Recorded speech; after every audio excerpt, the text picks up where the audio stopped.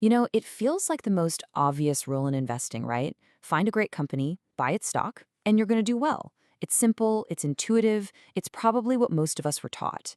But what if that one simple rule is one of the most dangerous myths in all of finance? What if the absolute best companies, the ones we admire, the ones that dominate their industries, are often the worst places to put your money? Okay, let's really get into this. So here's how we're going to break this all down. First, we'll tackle the safe investment myth and figure out why we fall for it. Then, we're going to look at something called the Great Growth Trap, with some pretty surprising history. We'll uncover why good news can actually be bad for a stock, explore the little tricks our brains play on us, and finally, we'll land on the one thing that truly matters most, the price you pay. All right, let's start with the myth itself. It's this deep-seated idea that owning a piece of a huge, successful company is like a safe harbor for your cash. And it just feels right, doesn't it? I mean, if a company is winning in the real world, its stock should be winning too. Simple as that. But let's ask a really basic question. When you think of a safe investment, what actually comes to mind? For most of us, the answer is tied directly to how good we think the business is. And the common answer is almost always something like this: a household name, a company that makes stuff you love, that's always reporting huge profits, and that everybody agrees is a leader. It's that warm, fuzzy feeling of owning a piece of a business that you know isn't just going to disappear tomorrow. What's so interesting here is that this feeling actually has a name. It's a well-known cognitive bias called the halo effect. Our positive overall impression of a company, its brand, its products, it creates this halo that makes us assume everything about it is good, and that includes, most importantly, its stock price. We see a great company, and our brain just leaps to the conclusion, this must be a great investment. And this, right here, gets to the absolute heart of the problem. We're really good at seeing the obvious risk, the business risk. The chance the company might go bankrupt. For a giant, successful company, that risk seems tiny. But we are often completely blind to the hidden and, frankly, much bigger danger: valuation risk. That's the risk of simply paying way too much, even for a fantastic company. It's the difference between the quality of the company and the quality of your actual purchase. Okay, so let's see how this builds into something I like to call the growth trap. This is where it gets really weird, because this is how the fastest growing, most innovative companies can actually end up being absolutely terrible investments. It sounds completely backward, I know, but the data here is, well, it's startling. So to really bring this to life, let's do a little historical horse race. Imagine it's 1950. You've got two choices for a long-term investment. In one corner, you've got the premier tech company of its day, the very definition of innovation. And in the other corner, you have a really mature company in a kind of slow, boring industry. Which one do you think made people more money over the next 53 years? So our contenders are IBM, the undisputed king of technology and growth, and Standard Oil, a legacy energy company. I mean, based on everything we think we know, IBM seems like the no-brainer, right? It was the future. Standard Oil was basically the past.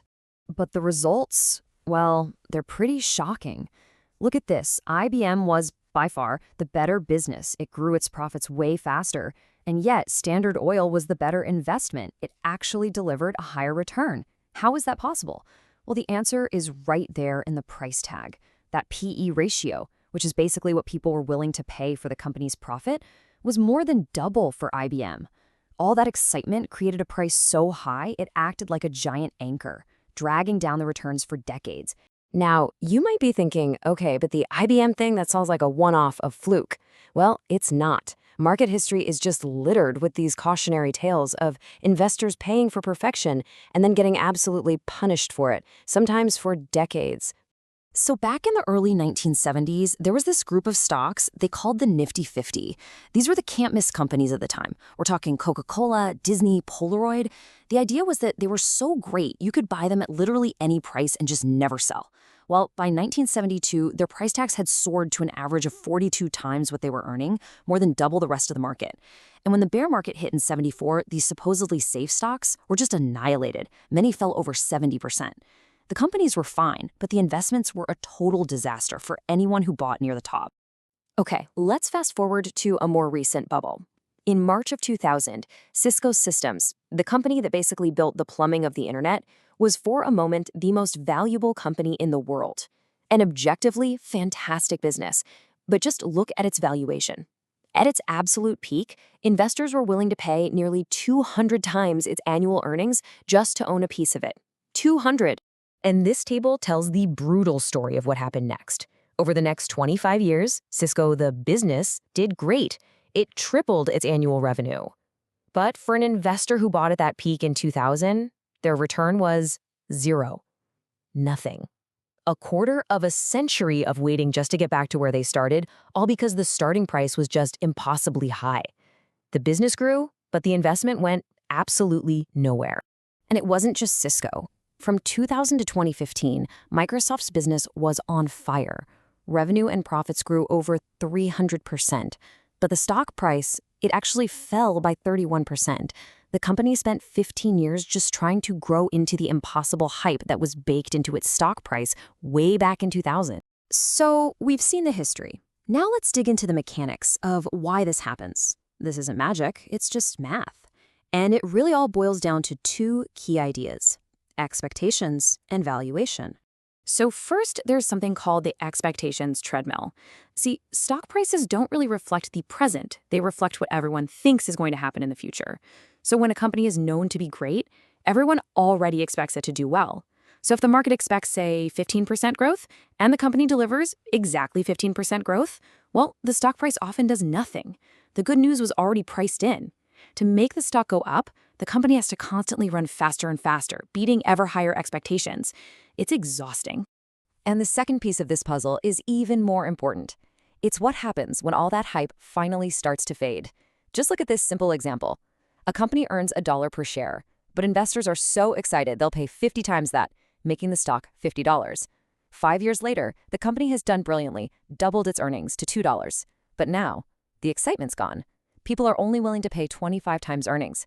Well, 25 times $2 is still $50. The business doubled, but your investment went absolutely nowhere. This is the silent killer. This is what explains those lost decades for stocks like Cisco and Microsoft. So if the math is really this clear, why on earth do we keep making the same mistake? Well, it goes right back to our psychology. Our brains are basically hardwired with these little mental shortcuts that make these valuation traps incredibly easy to fall into. So beyond that halo effect, we're also really susceptible to something called the representativeness heuristic. It sounds complicated, but it's simple. We have a mental picture of what a winning company looks like, right? Fast growth, great brand, cool CEO. And when we see a company that matches that picture, we automatically classify it as a winning investment, completely ignoring the statistical reality that the price we pay is what actually determines our return. We're basically profile matching companies instead of analyzing the investment itself. Think about it like this. In real estate, you know that paying a huge premium for the perfect, fully renovated mansion is a terrible way to make a profit. The real money is made buying the solid but dated house for a cheap price and fixing it up. Or think about sports betting. You don't get rich betting on the overwhelming favorite. The payout is tiny. The real profit is in finding the underdog whose chances of winning are underestimated by everyone else. Investing works the exact same way. And this all brings us to our final and honestly our most important point. After we strip away all the myths, the history, and the psychology, we are left with one simple, powerful truth. Price is what matters most. So the key takeaway here is to separate the two meanings of quality. On one hand, you have corporate quality. How good is the business itself, its brand, its profits? But on the other hand, you have investment quality. How good was the deal you got? That's all about the price you paid versus the value you're getting. Your goal as an investor isn't just to find great businesses. Your goal is to buy them at a price that leaves you room for things to go wrong and a real potential for a great return. And that leaves us with the one question that should really change how you look at every single investment from now on. The next time you find a company you admire, a business you think is just absolutely fantastic, force yourself to stop for a second and ask, I know it's a great business, but is it a great price? That simple distinction right there is the difference between being a fan of a company and being a successful investor.